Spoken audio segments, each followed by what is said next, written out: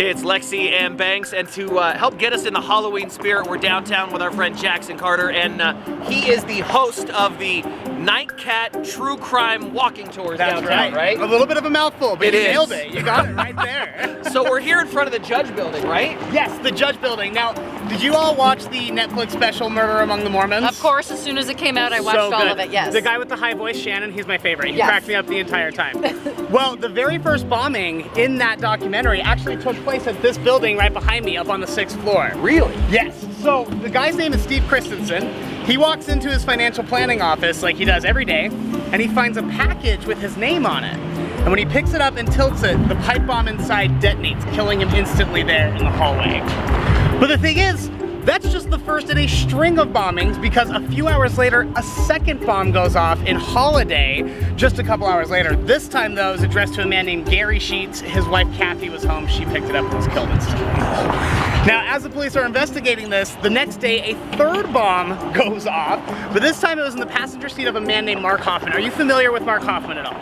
Tell me a little bit about it, and I might be. Mark Hoffman is like one of the greatest counterfeiters of our generation. He's amazing at what he does, and he could pass off these historic documents that he was making in his garage. Oh yes, okay, yes, I've heard about this guy. Yes, he's very prolific. And they looked really real. Really great, and he could like make the ink they used at the time. He could do all sorts of things, and he would sell these documents that he would quote unquote find and make a fortune. But his real bread and butter came from selling documents to the Church of Jesus Christ of Latter-day Saints. Yes.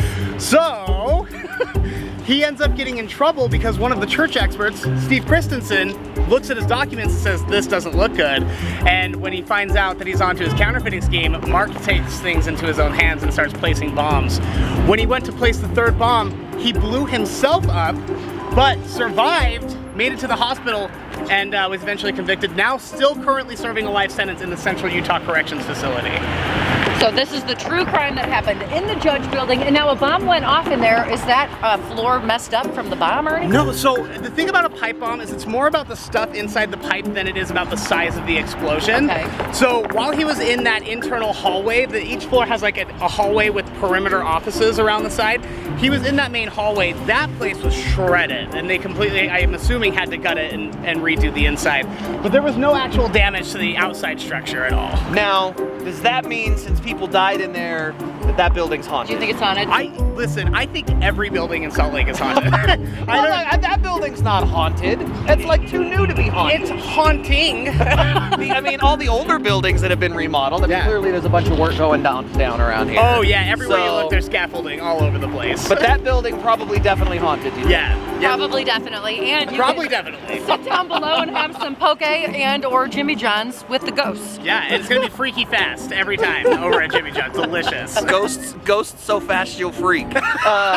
So check out the Nightcat True Crime Walking Tours downtown with our friend Jackson. And possibly a bus tour as well now. How do they sign up for one of your tours? Check out nightcatshow.com. It has all of the information, nightcatshow.com has all of the information that you're gonna need to book a walking tour and keep updated on the bus that I just bought, because we're taking it on the road, baby! It's gonna be awesome. That's good for me, people like me that don't want to walk anywhere. How many stops, crime stops do you have on your walking tour? On the walking tour, we go past 5 true crime spots, but there's tons of, I mean, this city is weird. I'm sure you guys know better than anybody. We know. This city is weird. So there's weird stuff, oddities, curiosities that we hit in between those stops as well.